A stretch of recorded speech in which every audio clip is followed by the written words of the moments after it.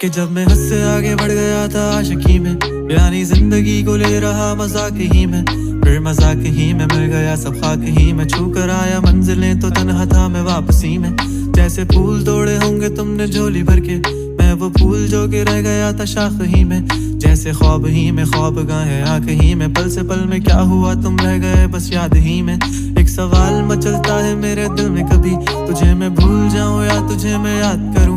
तुझी को सोच के लिखता हूँ जो भी लिखता हूँ, अब लिख रहा हूँ तो फिर क्यों ना एक सवाल करूं। मैं इस सवाल से